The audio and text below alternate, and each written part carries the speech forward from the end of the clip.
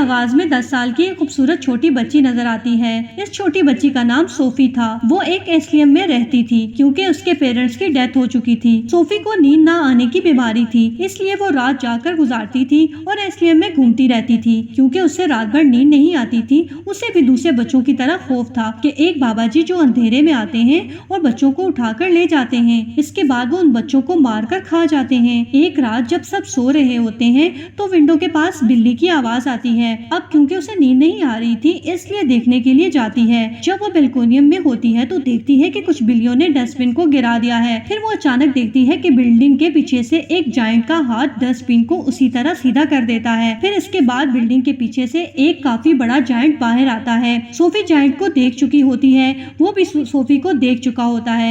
उसे देखकर वो डर जाती है और जल्दी से अपने बिस्तर में चली जाती है। लेकिन वो जायंट विंडो में हाथ डाल के सोफी को उठा लेता है, उसे भी साथ ले जाता है। हम देखते हैं कि ये जायंट इंसानों के सामने नहीं आता। जब इसके रास्ते में कोई इंसान आता है तो वो किसी न किसी तरह से खुद को छुपा लेता है और फिर वहाँ से चुपके से बाहर निकल जाता है। फिर ये सोफी को साथ लेकर एक और दुनिया में आ जाता है और ये जायंट की दुनिया होती है। इसका मतलब है कि सिर्फ वहाँ जायंट रहते हैं। सोफी देखती है ये तो काफी बड़ा घर है और इस घर की हर चीज जायंट की तरह काफी बड़ी थी। सोफी वहाँ से भागने की कोशिश करती है। इस पर जायंट कहता है यहाँ से भागने का कोई रास्ता नहीं है, इसलिए तुम यहाँ से कहीं नहीं जा सकती। ये सुनकर वो डर जाती है और देखती है कि ये एक बूढ़ा जायंट है। ये सोफी को पैन में रख देता है और कहता है कि मुझे बहुत भूख लग रही है, इतनी भूख लग रही है कि मुझसे कंट्रोल नहीं हो रहा। सोफी समझ रही होती है कि ये जायंट मुझे को खाने वाला है। वो वहाँ और भी जायंट की हंसी की आवाजें सुनती है तो उस बूढ़े जायंट से पूछती है क्या और भी जायंट्स हैं। इस पे बूढ़ा जायंट कहता है कि हाँ, इसके अलावा और भी जायंट्स हैं और वो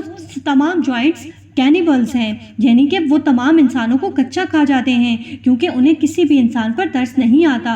उनके हाथ कोई इंसान लग जाता है तो उसे निगल जाते हैं। ये जानकर सोफी और ज़्यादा डर जाती है, इसलिए वो बूढ़े जायंट से पूछती है क्या आप मुझे भी खा जाओगे। इस पर बूढ़ा जायंट कहता है नहीं, मैं इंसानों को नहीं खाता क्योंकि मैं सब्जी खोर हूँ और इंसान खाने वाला नहीं। ये बूढ़ा जायंट सिर्फ सब्जी खाता है जो टेस्ट में बिल्कुल अच्छे नहीं थे, इसके बावजूद वो इंसानों को नहीं खाना चाहता।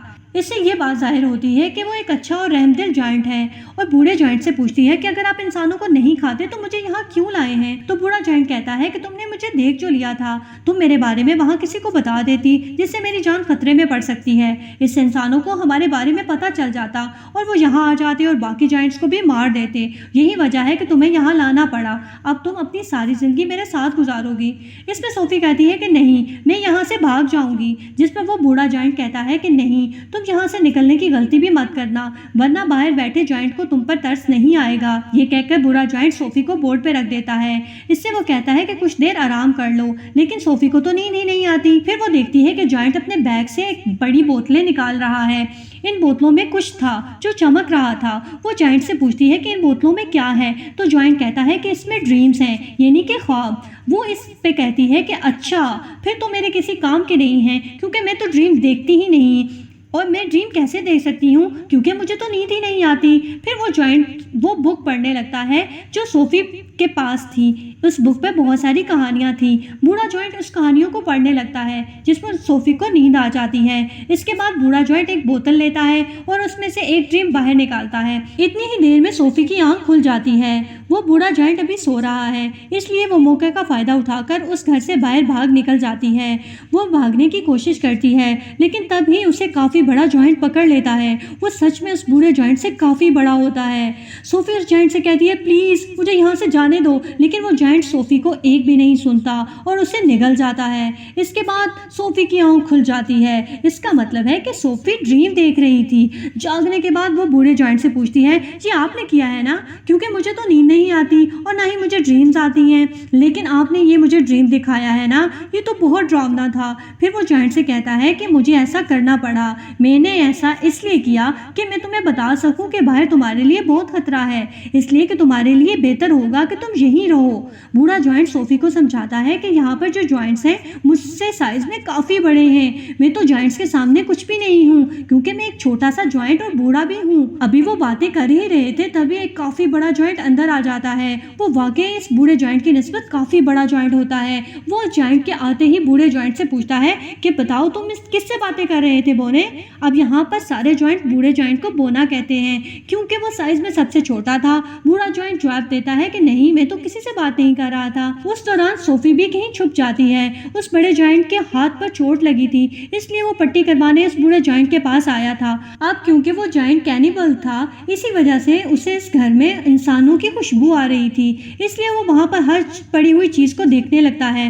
तभी सोफी उस सब्जी के अंदर चली जाती है जो बूढ़ा जॉइंट खाता है। जब वो जॉइंट इस सब्जी की स्मेल करता है तो उसमें से इंसानों की खुशबू आती है, लेकिन आज से पहले कभी भी ये सब्जी नहीं खाई थी। लेकिन आज इस सब्जी की खुशबू अच्छी आ रही थी, इसमें इंसान की खुशबू आ रही थी। चूंकि सोफी जो इसमें थी इसलिए जॉइंट उसे खाने लगता है। ये देखकर बूढ़ा जॉइंट कहता है रुको, तुम ये नहीं खा सकते, क्या तुम भूल गए हो कि तुम सब्जी नहीं खाते। इस पर जॉइंट कहता है कि मैं कैसे भूल गया कि मैं तो सब्जी खाता ही नहीं हूँ। इसलिए वो सब्जी को फेंक देता है और सोफी की जान बच जाती है। इसके बाद जॉइंट वहां से चला जाता है। फिर उस बूढ़े जॉइंट को कहीं जाना था और सोफी उससे पूछती है कि आप कहाँ जा रहे हैं। इस पर वो बूढ़ा जॉइंट कहता है कि मैं किसी जरूरी काम से जा रहा हूँ। वो उससे पूछती है कौन सा जरूरी काम, लेकिन वो उसे कुछ नहीं बताता। फिर वो सोफी के काफी फोर्स करने पर उसे बता ही देता है कि वो ड्रीम्स पकड़ने जा रहा है। फिर सोफी उसे काफी कहती है कि मुझे भी साथ लेकर जाए, लेकिन वो अपने साथ नहीं लेके जाना चाहता क्योंकि बाहर जॉइंट सो रहे होते हैं। अगर वो जागे और अगर सोफी को देख लिया तो बहुत बुरा होगा, इसलिए वो किसी किस्म का रिस्क नहीं लेना चाहता था। लेकिन सोफी उसे काफी इंसिस्ट करती है, इसलिए वो साथ ले जाने के लिए एग्री हो जाता है। जब वो बाहर जाते हैं तो देखते हैं कि बहुत सारे जॉइंट्स गहरी नींद सो रहे हैं, इसलिए वो दोनों उनके बीच से गुजरना चाहते हैं। लेकिन इतनी ही देर में उन सारे जॉइंट्स की आंख खुल जाती है और वो उस बूढ़े जॉइंट को परेशान करने लग जाते हैं कि बोने तुम कहाँ जा रहे हो। जिस पर वो कहता है मैं तो अपने काम पर जा रहा हूँ। फिर वो जॉइंट्स कहते हैं कि हम नहीं चाहते कि तुम यहाँ से निकल कर बाहर जाओ, इंसानों की दुनिया में जाओ, क्योंकि अगर इंसानों को हमारे बारे में पता चल गया तो हमारी जान के खतरे में पड़ जाएगी। तो वो सारे जॉइंट बूढ़े जॉइंट्स को बहुत तंग करते हैं। मौके का फायदा उठाकर सोफी गाड़ी में छुप जाती है, लेकिन तब बूढ़ा जॉइंट आसमान की तरफ देखते हुए कहता है वो देखो। सब देखते हैं कि आसमान पर बादल बन रहे थे और बारिश होने वाली थी। असल में उन सारे जॉइंट्स को पानी से डर लगता था क्योंकि उन्हें वाटर फोबिया था। तभी वहां पर बारिश होने लगती है और सारे जॉइंट छुप जाते हैं। तभी मौके का फायदा उठाकर वो दोनों यानी बूढ़ा जॉइंट और सोफी वहां से चले जाते हैं। उन माउंटेन्स में चढ़ने लगते हैं। चलते चलते वो बादलों से काफ़ी आगे निकल जाते हैं। सोफी कहती है कि यहाँ से देखने में स्टार्स कितने अलग लग रहे हैं। बूढ़ा जाइंट कहता है कि मैं तो इनकी म्यूज़िक भी सुन सकता हूँ। वो कहता है कि मैं दुनिया की हर आवाज़ सुन सकता हूँ। मैं चींटियों की आवाज़ सुन सकता हूँ, कीड़े मकोड़ों की आवाज़ सुन सकता हूँ, इवन मैं ट्रीज़ की कहानियाँ भी सुन सकता हूँ। मेरे कान इतने तेज़ हैं कि दुनिया की हर आवाज़ को सुन सकते हैं। ये सुनकर सोफ़ी कहती है, मुझे तो यकीन नहीं आ रहा आपकी बातों पर। तो बूढ़ा जाइंट कहता है कि यही सच है बेटा, तुम्हें मानना होगा। इसके बाद वो एक लेक के पास पहुँच जाते हैं जिसके पास काफ़ी बड़ा खूबसूरत ट्री है। बूढ़ा जाइंट पानी में कूद जाता है, इसके साथ सोफी भी कूद जाती है। फिर दोनों लेक के दूसरे किनारे पहुंच जाते हैं। ये होती है ड्रीम्स की दुनिया, क्योंकि ड्रीम्स इस ट्री से कतरों की तरह गिरते हैं और बूढ़ा जाइंट इन्हें यहाँ पकड़ने के लिए आता है। फिर वो दोनों मिलकर बहुत से ड्रीम्स पकड़ लेते हैं। इन ख्वाबों में अच्छे और बुरे दोनों ड्रीम्स होते हैं। इन ड्रीम्स को पकड़कर वो लोग वापस जाने लगते हैं। ये दोनों आपस में काफ़ी अच्छे फ्रेंड्स बन गए थे और एक दूसरे से काफ़ी खुश थे। बूढ़ा जॉइंट अपनी दुख भरी कहानी सुनाता है। यहाँ सारे जॉइंट मुझे बोना कहते हैं, लेकिन वो एक बात सोचकर खुश हो जाता है कि मुझे यहाँ पर कोई ऐसा भी मिला था जो मुझे बिग फ्रेंडली जॉइंट कहता था। तो सोफ़ी कहती है, तो आज से मैं भी आपको बिग फ्रेंडली जॉइंट ही कहूँगी, यानी BFG कहूँगी। ड्रीम पकड़ने के बाद ये लोग सिटी में घूमते फिरते हैं जहाँ पे बच्चे अपने अपने घरों में सो रहे होते हैं। BFG उन्हें नींद में बहुत अच्छे अच्छे ड्रीम्स देता है ताकि लोगों को उनके ड्रीम्स में खुशियाँ मिल सकें। यहाँ हम ये जान पाते हैं कि BFG बहुत ही अच्छे दिल का जॉइंट है। ड्रीम्स की दुनिया से ड्रीम लाकर लोगों को देता है ताकि सोते हुए से ही इन लोगों की ज़िंदगी में खुशियाँ तो ला सकता है। सोफ़ी पूछती है कि ड्रीम्स के बारे में आपके पेरेंट्स ने आपको बताया था। इस पे BFG कहता है कि जॉइंट्स के पेरेंट्स नहीं होते। फिर वो BFG से उसकी एज पूछती है कि आपकी एज कितनी है। तो वो जवाब देते हैं कि जितनी उम्र इस दुनिया की है, यानी कि जब से ये दुनिया बनी है तो जॉइंट्स भी बन गए थे, यानी इस दुनिया में इंसानों से छुप कर रहते हैं दीवारों के पीछे। फिर वो दोनों वापस जाने लगते हैं। तो सोफी अचानक पूछती है कि मेरा ब्लैंकेट कहाँ है। असल में सोफी का ब्लैंकेट जायंट की दुनिया में ही रह गया था। इस बात की वजह से BFG परेशान हो जाते हैं, इसलिए वो सोफी को कहते हैं कि मैं अपने साथ तुम्हें नहीं लेके जा सकता। अब तक जायंट्स को ये पता चल गया होगा कि मेरे साथ कोई इंसान है। यहाँ पर BFG सोफी को एक बात बताता है कि बहुत साल पहले मुझे एक बच्चा मिला था, वो भी इतना प्यारा और इनोसेंट था जितनी तुम हो। उसने मुझे देख लिया था, इसी वजह से मैं उसे जायंट्स की दुनिया में ले गया था। इसी बच्चे ने मुझे पढ़ना लिखना सिखाया था। और ये जो जैकेट तुमने पहन रखी है मेरे उसी मासूम छोटे से फ्रेंड की है, लेकिन इससे पहले मैं उस बच्चे को उसकी दुनिया में वापस लेकर आता काफ़ी देर हो चुकी थी। मैं बिल्कुल नहीं चाहता जो उस बच्चे के साथ हुआ, जो मेरे उस दोस्त के साथ हुआ, तुम्हारे साथ ना हो। तुम भी तो मेरी एक अच्छी दोस्त हो ना। फिर वो सोफ़ी को वहाँ छोड़कर जाने का फैसला करता है। हालांकि सोफ़ी काफ़ी मना करती है यहाँ रुकने पर, और वो उसको साथ चलने की जिद करती है, लेकिन वो जायंट इस बार उसकी बात नहीं मानता। फिर BFG उसे एसलियम में छोड़कर जाने लगता है। अब क्योंकि सोफ़ी वहाँ पर रुकना नहीं चाहती थी, इसलिए वो बालकनी से कूद जाती है, क्योंकि उसे पता था कि BFG उसे बचा लेंगे, और होता भी ऐसा ही है। BFG उसे बचा लेते हैं, इसलिए ना चाहते हुए भी सोफ़ी की बात माननी पड़ती है। इसी वजह से वो उसे जायंट्स की दुनिया में दोबारा ले आते हैं। बाकी जॉइंट्स पहले ही उनका वेट कर रहे थे, क्योंकि सारे जॉइंट जान चुके थे कि बूढ़े जॉइंट के पास इंसान है। इसलिए सारे जॉइंट जानना चाह रहे थे कि वो इंसान कौन है, कहाँ पर है। इसलिए ब्लैंकेट की मदद से सारे घर को चेक करना शुरू कर देते हैं और सारे सामान की तोड़ फोड़ कर देते हैं। BFG इस ब्लैंकेट को जला देता है जिसमें सोफ़ी की खुशबू थी। फिर उसके सारे जॉइंट्स को अपने घर से जाने को कहता है। सोफ़ी दीवार पर एक पिक्चर देखती है जो कि प्रिंसेस की थी। इस पिक्चर को देखकर सोफ़ी को एक आइडिया आता है। वो BFG से कहती है कि आप प्रिंसेस के लिए एक ड्रीम बनाएं और इस ड्रीम में ये बताना कि जॉइंट्स की एक दुनिया पाई जाती है। इस दुनिया में सारे जॉइंट इतने खतरनाक हैं कि वो बच्चों को मारकर खा जाते हैं। इसी ड्रीम में आप हम दोनों को भी शामिल कर लेना, ताकि जब हम प्रिंसेस के सामने जाएं तो वो हमें पहचान ले। ये सुनकर BFG ऐसा ही करता है और जॉइंट्स की दुनिया में रहने वाले सारे जॉइंट का एक ड्रीम बनाता है। इस ड्रीम में खुद को और सोफ़ी को भी डाल देता है और साथ ही साथ सिटी के मिसिंग बच्चों को भी डाल देता है। फिर इस ड्रीम को लेकर वो प्रिंसेस के पास चले जाते हैं। ये प्रिंसेस की नींद में वो ड्रीम डाल देते हैं और प्रिंसेस वो सब कुछ देख लेती है जो ये प्रिंसेस को दिखाना चाहते हैं। प्रिंसेस की जब आंख खुलती है तो वो बहुत ज्यादा डरी हुई होती है, क्योंकि ये एक डरावना ड्रीम था। जायंट्स बच्चों को खा रहे थे।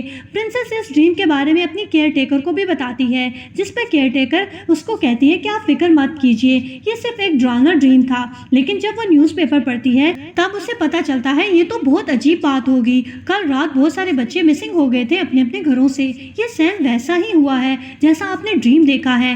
तभी प्रिंसेस कहती है कि पर्दे हटाओ। पर्दे हटाते हैं तो विंडो पर सोफ़ी खड़ी होती है। असल में ये चीज़ भी उन्होंने ड्रीम में डाल दी थी, इस पे BFG को भी डाल दिया था। तब सोफ़ी उन्हें BFG के बारे में बताती है और साथ ही साथ प्रिंसेस से प्रॉमिस भी लेती है कि आप मुझसे वादा करें कि आप BFG को कोई नुकसान नहीं पहुंचाएंगे। तब BFG प्रिंसेस के सामने आता है और तमीज़ से उनके सामने झुक जाता है। तब प्रिंसेस भी अपने वादे को पूरा करती है। अच्छा, जॉइंट्स की ना एक फ़नी बात भी थी कि वो किसी भी वर्ड्स को सही तरह से नहीं बोल पाते थे। जैसे वो महारानी को मरजानी कहते थे और इंसान को इंसान कहते थे और ऐसे ही उल्टे सीधे लफ्ज़ बोलते थे। इसके बाद प्रिंसेस उनका अच्छे से वेलकम करती है और काफ़ी अच्छी दावत देती है। फिर ये लोग सारी बात प्रिंसेस को बता देते हैं कि जॉइंट्स की दुनिया में 9 बड़े बड़े जॉइंट्स हैं, ऐसे जो इंसानों और बच्चों को पकड़कर खा जाते हैं। इसलिए प्रिंसेस को उनकी हेल्प करने के लिए तैयार हो जाना चाहिए। तो वो अपनी पूरी आर्मी तैयार कर लेती है, जो कि BFG की मदद से अपनी हेलीकॉप्टर में बैठकर जॉइंट्स की दुनिया में निकल जाते हैं। अब उन्होंने यहाँ पर एक प्रॉपर प्लान बनाया हुआ था, इसलिए प्लान के मुताबिक एक जगह पर रुक जाना था, क्योंकि पूरी तैयारी के साथ उन पर अटैक करने के लिए आए थे। प्लान ये था कि BFG एक ड्रीम बनाएंगे और इस ड्रीम में जायंट्स के लिए शर्मिंदगी और पछतावा होगा, जो उनके बुरे कामों के लिए होगा जो उन्होंने किए थे। BFG ऐसा ही ड्रीम बना लेते हैं, लेकिन जैसे ही BFG इन जायंट्स में ड्रीम डालने के लिए जाता है तब उसे याद आता है कि ड्रीम डालने वाली चीज़ जो प्रिंसेस के महल में ही छोड़ आया था, उस चीज़ के बगैर ऐसा करना रिस्की था, क्योंकि उस जायंट्स के पास जाना था। लेकिन सोफ़ी हिम्मत करके इस ड्रीम वाले जार को उस जगह ले जाती है जहाँ पर वो जायंट्स सो रहे थे। इससे पहले सोफ़ी इस जार का ढक्कन तोड़ पाती, उन जायंट्स के लीडर की आंख खुल जाती है। वो जैसे ही सोफी को पकड़ने वाला होता है, सोफी उस जार को तोड़ देती है और ये ड्रीम उस जॉइंट की नींद में चला जाता है जो अभी सो रहे थे। और वो जॉइंट जब जागते हैं तो अपने बुरे कामों पर शर्मिंदगी महसूस करते हैं, लेकिन वो जॉइंट जो कि लीडर था वो तो जाग रहा था, उसके लिए तो कोई पछतावा शर्मिंदगी नहीं थी और वो इसीलिए सोफी पर अटैक कर देता है। तब ही BFG इस जॉइंट के सामने आ जाते हैं। क्योंकि BFG बहुत छोटे थे इसलिए वो उन्हें अपने हाथ में उठा लेता है। वो उनको मारने लगता है। प्रिंसेस की पूरी आर्मी हेलीकॉप्टर के साथ वहां आ जाती है और वो लोग सारे जॉइंट्स को पकड़कर अपने साथ ले जाते हैं और उन्हें समुद्र के बीच में एक आइलैंड में छोड़ दिया जाता है। अब क्योंकि उनके चारों तरफ पानी था और वो पानी से डरते थे इसलिए वो वहां से भाग नहीं सकते थे, इसलिए अब ये यहाँ हमेशा के लिए फंस गए थे। प्रिंसेस इन जॉइंट्स के लिए सब्जी के बीज फेंक देती है ताकि जॉइंट्स इन बीजों की मदद से सब्जी उगाएं और सारी जिंदगी ये सब्जी खाएं, क्योंकि जॉइंट्स को ये सब्जी पसंद नहीं थी और ना चाहते हुए ये सब्जी खाना पड़नी थी और सारी जिंदगी इसी आइलैंड में रहकर ये सब्जी खानी थी। इसके बाद हम सोफी को देखते हैं। अब एस्लियन में नहीं रहती बल्कि महल में रहती है।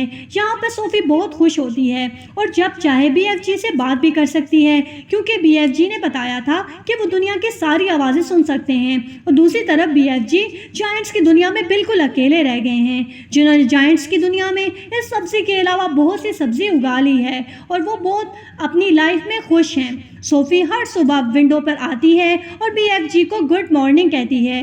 BFG भी उसकी आवाज़ सुन लेते हैं और उसका जवाब देते हैं। और यहाँ पर इस प्यारी सी मूवी का एंड हो जाता है। देखने के लिए शुक्रिया।